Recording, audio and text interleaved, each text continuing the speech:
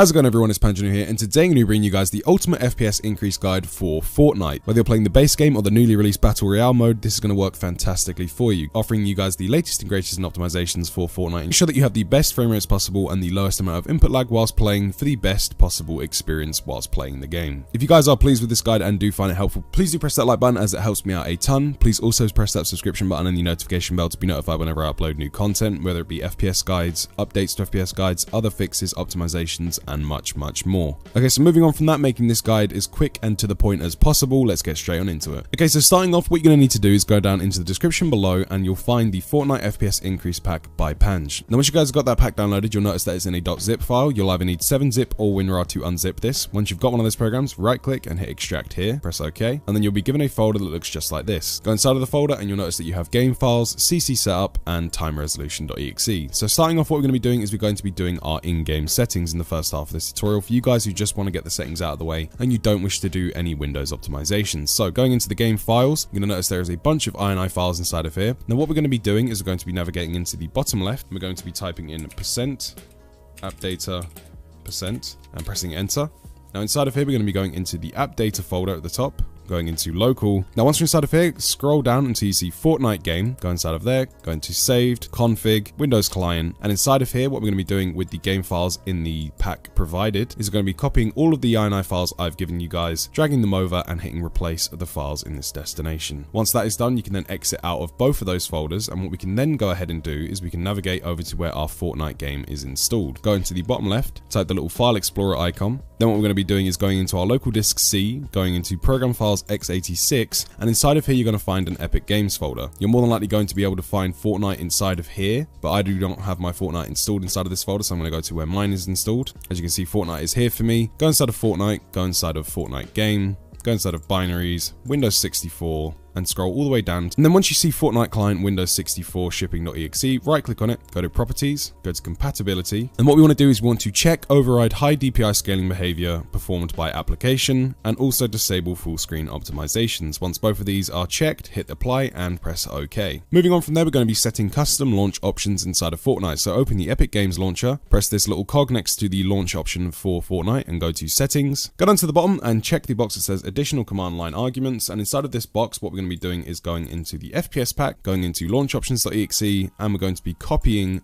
everything inside of here from the front to the back, making sure it's all selected. Right click, copy, go into the Epic Games launcher, and what we're going to be doing is pasting that inside of there so it looks just like that. And then what we can do then is we can then just press out of the settings and then we can exit out of the Epic Games launcher. Now that's it for the game specific optimizations. If you guys wish to further boost your FPS inside of Fortnite and almost every other game, I definitely recommend continuing watching this video. Now we're going to be going through some Windows based optimizations to help further push your frame rate higher. Okay, so starting off from that, what we're going to be doing is going into the bottom left, typing in %appdata%, pressing enter, going to app data again, found at the top, going into local, scrolling all the way down until you see a folder called TEMP, and inside of this folder we're going to be highlighting every file and folder inside of here. You'll more than likely see way more files in here than I do, seeing I only cleared this out a couple of days ago. Now if you guys have not cleared this out before, it's always fantastic to know how many gigabytes you're about to remove. It's astounding some of the feedback I get from this. Some people have reported up to 60+ gigabytes being removed just from this folder. This is basically all Windows temporary files that are no longer used by your system and they've just been sat here for God knows how long, so we're going to be removing those. Highlight everything from the top to the bottom, right click and press delete. Press yes, it's going to tell you that it cannot do it for all files and folders. Hit do this for all current items and press skip. Press the same box there and press skip again. And once you're done inside of there, you're more than likely going to be left with a couple of folders and files, and these are the only folders and files your PC is actually using. Everything else was just sat there taking up space and slowing down your system. Once you're done with that, you can then exit out of there. What we're now going to be doing is going into our Windows game options. So go into the bottom left, press the Windows key, go into the settings cog found there, go into the gaming tab, and inside of here go to game bar, and what we're going to be doing is turning all of this off. So record games and clips are going to be switching off. Uncheck both of these boxes if you have them checked. Go to game DVR, make sure to turn this off with the background recording, recorded audio off, and uncheck mouse cursor in recordings. Then go to game mode, and I personally have used game mode switched off. Sometimes some people have reported better FPS with it on, so you can experiment with this, but me personally, I have this set to off nearly always. Once you guys are done with that, you can then exit out. Now what we're going to be doing is we're going to be turning off excess Windows services which are causing clutter on your system. To do this, go into the bottom left and type services and press enter. Inside of here, we're going to be scrolling down to the S section. We're going to be locating a service called Superfetch. Once you've found this service, right click on it, go to Properties, go to Startup Type, set the startup type to Disabled, and if the service is running, press the stop button there. It will take a couple of seconds, and once it's stopped and it's set to startup type Disabled, press Apply, press OK. So then moving on from Superfetch, I want you guys to scroll down all the way to the bottom until you see the Xbox services. Once you find the Xbox services, what I want you guys to go ahead and do is disable them just like we did with Superfetch. So to do this, right click on Xbox Accessory Management, go to Properties, Startup Type Disabled, Service Status, set it to Stop, press Apply, and press OK. Do that for Accessory Management, Auth Manager, Game Save, and the Networking service. You more than likely won't be able to turn off the Xbox Game Monitoring service. That's absolutely fine. It'll have to stay on manual, so if you can't turn that off, don't worry about it. That's absolutely fine. And once you're done with that, what we're going to be doing is exiting out of the Services tab. Moving on from that, we're going to be going into the bottom left and typing in Run, pressing Enter, and then typing in Prefetch.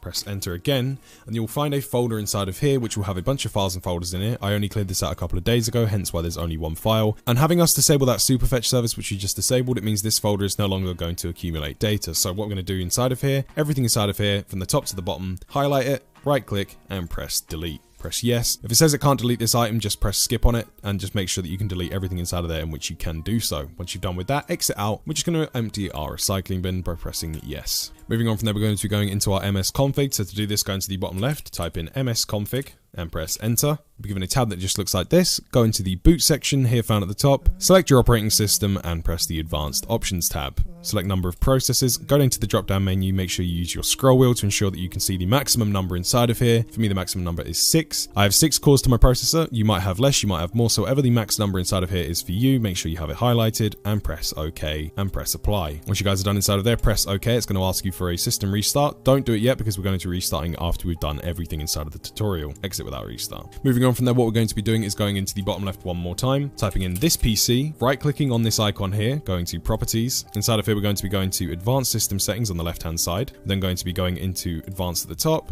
and Performance and Settings. Inside of here, we're going to be going for Visual Effects, set them to Custom. I recommend unchecking nearly every single option inside of here besides Smooth Edges of Screen Fonts and Show Thumbnails instead of Icons. Once you've got only those two highlighted, press Apply, go to the Advanced tab, make sure that it's set for Processor Scheduling is set for Programs instead of Background Services, so highlight that, press Apply. And Data Execution Prevention, I like to turn it on for Essential Windows Programs and Services only, which is the option here at the top, and press Apply and then press OK. Press OK and we can exit out of the Windows settings. Moving on next, we're going to be going into the Windows Power options. To do this, go into the bottom left, type in Power, and click on any of the icons with the battery with the cord around it. Then at the top, we're going to be going into Power options found here, and you're going to find a bunch of power plans. Hit the Show Additional Power Plans, and we're looking for the High Performance Power Plan. Select it, then go to Change Plan Settings. You can set these to whichever you wish to do so. I personally have them both set to Never, and go into the Change Advanced Power Settings thing found here. Once you're inside of there, go into Hard Disk, go into Turn Off Hard Disk After, and set this to 0. Once you're done with that, press Apply, scroll all the way down to see Processor Power Management, go into Minimum Processor State and Maximum Processor State, and make sure they are both set to 100%. Once you're done with that, you can then press Apply, press OK, save changes, and you can then exit out of your power options. Next, what we're going to be doing is we're going to be installing CCleaner using the pack provided. Go inside of the pack and you'll see a CC Setup 535.exe. Go inside of there and run it. Hit install. And then once it's installed, hit Run Cleaner. Once you're inside of the program, what we're then going to be doing is going down into the Cleaner tab and hitting the Analyze button. This could take a few moments. It's going to analyze your system for any excess files that it can then remove. After your analysis is complete, it's going to tell you how many files can be removed and the estimated file size of them. And once we're done with that, what we're going to be doing is pressing Run Cleaner and pressing OK. It's then going to ask you, you're going to have to close some things. That's absolutely fine, so press yes. And once it's done with that, it'll tell you cleaning complete. And what I like to do after that is just run Analyze again and keep running Run Cleaner until you're given this screen here. Analysis complete, 0 bytes to be removed. Moving on from there, I like to go to the Registry tab found here on the left hand side and hit Scan for Issues. Once it's done scanning for issues, you're more than likely going to see pages upon pages of DLL issues inside of here. Again, I only did this around about a couple of days ago, so there's only a few issues in here for me. Once you're done with that, go to the bottom right, hit Fix Selected Issues. I do not wish to back up changes to the registry, so hit No. Fix all selected issues, issues fixed. And what I like to do again is just hit Scan again to ensure that all the issues have been removed. If any more pop up, just hit the Fix Selected Issues just like you did until you're given this screen in front of you now. Then once you're done with that, we can then exit out of CCleaner, and I recommend using CCleaner either on the first day of every month or the last day of every month to ensure that you you guys are getting the best performance possible on a regular basis, and you're cleaning out your system when it's needed. Now, if you guys go into the description below, you're going to see a link for Advanced System Care 10 free. This is a fantastic program to ensure that your PC is running the correct drivers, and it's going to apply a lot of fixes to your Windows to ensure that it's a lot speedier, and it will also provide networking increases to ensure that your internet connection is working as best as possible. It's a fantastic free program, and I definitely recommend hitting the free download and installing it. Once you guys have got it installed, what you can then do is boot it from the desktop. So then what I want you guys to do once the program is open is go to the Clean and Optimize tab found here at the top, hit the select all button there, and then hit scan. This could take a little while depending on whether or not you've scanned your system through System Care before. It's going to go through nearly every aspect of your PC. It's going to go in and ensure there are no registry issues, spyware issues, or any internet improvements that need to be made, any disk errors. It's going to go ahead and correct those for you. So let it scan. Again, it could take a little while, so go ahead, go get yourself a drink, go do something away from the PC, or just continue to web browse or whatever it is that you're doing, and just ensure that you let this scan completely all the way through. It can slow down and look like it's frozen a couple of times, but that's absolutely fine. It could just be taking a little while, so leave it to do its thing until it's complete. Now, as you can see, once Advanced System Care has finished scanning your PC, it's going to give you a results chart, and it's going to tell you your overall score for security, performance, and stability. It's going to then go ahead and tell you how many items have been found that can be fixed by Advanced System Care, and then all you need to do to fix those, again, you can see which those are specifically on the left-hand side, is just hit the Fix button. And once Advanced System Care is done fixing your PC, it's going to tell you that the fix is completed, and then you can just press the Finish button. Inside of there, you can also go inside of the toolbox and have a nose around and see what you can go ahead and access if you're a bit tech savvy inside of Advanced System Care, because you can apply more fixes to your Windows experience inside of here as well, but we're just interested mainly in the Clean and Optimize button. Again, you can exit out of there, and I do recommend also using that alongside CCleaner around about once or twice every month, either on the first or the last day of every month, to ensure that you have a nice, clean, fast running system for the month ahead. Another thing we're going to be doing is we're going to be updating our GPU drivers. Now, to find out which GPU you're running, open CCleaner. It's very simple, and right at the top you'll find you either have an NVIDIA GeForce GTX card or a AMD Radeon card. Find the make and model here at the top, so for me it's an NVIDIA GeForce GTX 970. Then go to the corresponding link found in the description below, either the NVIDIA GeForce or the AMD Radeon links, and you'll find the GPU drivers inside of there. For you NVIDIA users, hit the automatic driver updates download button here. For AMD users, go into the link provided and go to the automatically detect and install your driver and hit the download now button. Follow the prompts in both programs depending on which graphics card you're using, and it will run you through and detect your GPU for you, and just run and install everything you need to do so to ensure that you're running the latest GPU drivers. Again, GPU drivers are extremely important because there is nearly a new driver for every game released which optimizes your graphics card for the best performance possible on any newly released titles. So especially for a game like FORTNITE that hasn't been out very long, if you haven't manually updated your GPU drivers, I definitely ensure you go ahead and do so. Now, moving on from that, one last thing I like to go ahead and do is we're going to be restarting our PC. So go ahead, restart your PC, come back to this tutorial. And then what we're going to be doing is going to be doing the last part with inside of the pack. Open up the pack and get the timeresolution.exe and put it onto your desktop. This basically speeds up Windows code, ensuring that your game and your operating system can talk to each other at a much sped up rate, ensuring that it can access your GPU, CPU, and RAM resources at a much faster rate, ensuring that you have a lower input lag time and higher frame rates. So inside of this program, I like to personally run it as an administrator. You can if you wish to do so. Whether it be a Steam game, an Origin game, no matter what the platform, no matter what the game, I love to run the timer resolution program. So once you guys have got it open, hit the maximum button found here. Then what you can do is go ahead and minimize that. Then what we're going to do is open up the Epic Game Launcher and just launch into FORTNITE. Make sure that the time resolution program is running, and then once you're done playing FORTNITE, you can go ahead, open up the time resolution program, hit default, and then you can just simply exit out of that.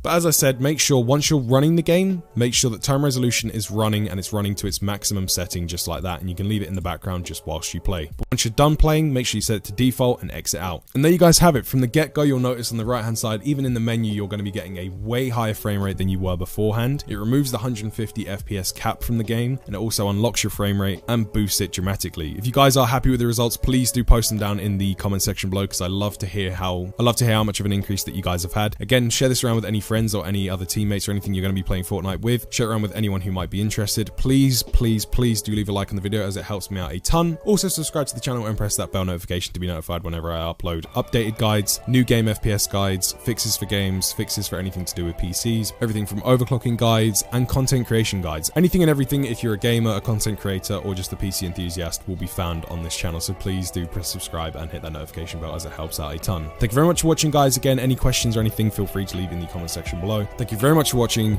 I've been Panjano, and I am out.